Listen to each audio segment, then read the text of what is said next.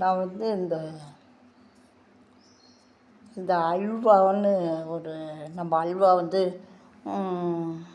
கோதுமை அல்வா செய்கிறோம். நம்ம வந்து அதை வந்து நம்ம இன்னும் கெட்டியாக செஞ்சு அதை நம்ம வந்து யூஸ் பண்ணுவோம். இது வந்து கெட்டியாக செய்யாமல் கொஞ்சம் இலக்கமாக செஞ்சு நான் வந்து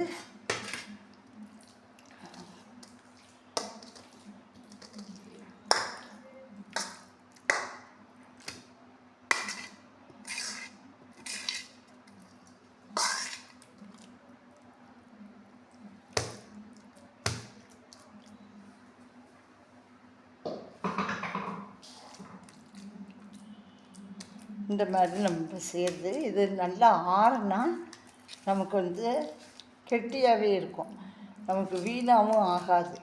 இது வந்து இந்த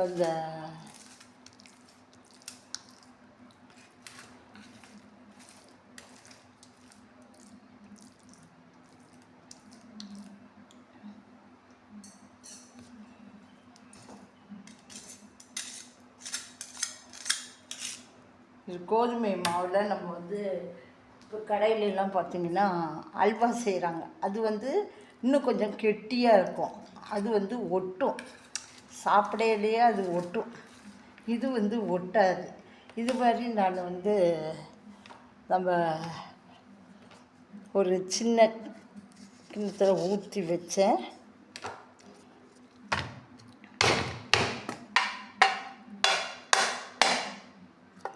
ஆறு இருக்கணும். இது மாதிரி ஊற்றி இந்த மாதிரி நான் செஞ்சு வச்சுருக்கேன். இதை நம்ம ஃப்ரிட்ஜில் வச்சும் சாப்பிட்டுக்கலாம். நம்ம வந்து வேஸ்ட்டு ஆகாது.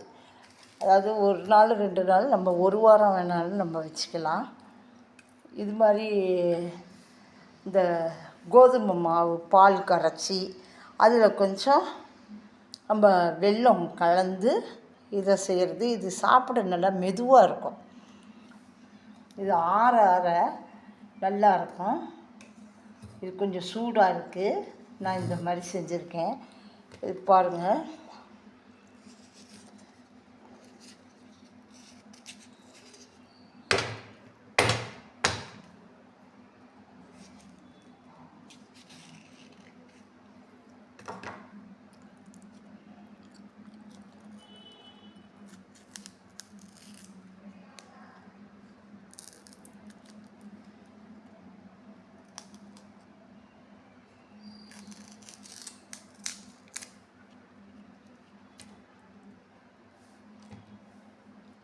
இந்த மாதிரி செஞ்சுருக்கேன். நம்ம இந்த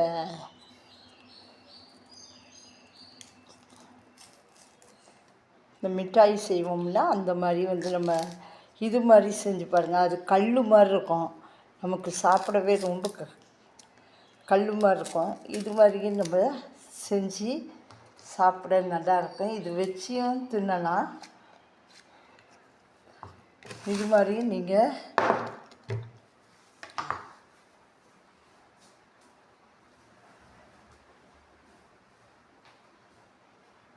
என்ன மிட்டாய் இருக்குது?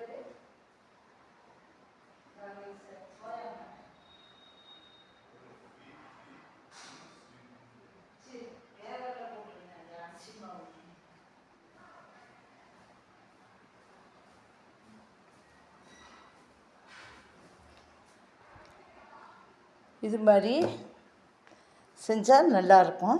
இது சாப்பிடவும் நல்லாயிருக்கும், மெதுவாக இருக்கும். இது வந்து இப்போ வந்து நம்ம எடுத்து வச்சு சாப்பிடலாம், எப்போ வேணாலும் நம்ம சாப்பிட்டுக்கலாம். இது மாதிரி நீங்களும் செஞ்சு பாருங்கள். ஒரு முறை நான் வந்து ஆறணுங்கிறதுக்காகத்தான், நமக்கு வீடியோ போட்டால் ரொம்ப நேரம் ஆகும் அப்படிங்கிறதுனால நான் இந்த மாதிரி செஞ்சுட்டு வந்தே காமிக்கிறேன். ஒன்றும் இல்லைங்க, கோதுமை மாவை கரைச்சி வடிகட்டிக்கிட்டு கொஞ்சோண்டு நம்ம வந்து கார்ன்ஃப்ளவர் மாவு கலந்து வெல்லம் நெய், இதாங்க. ரொம்ப நெய்யும் ஆகாது, இதுக்கு கம்மியாக இருந்தால் போதும். இது மாதிரி நீங்களும் ஒரு முறை செஞ்சு பாருங்கள். இதெல்லாம் நான் ஃப்ரிட்ஜிலேயே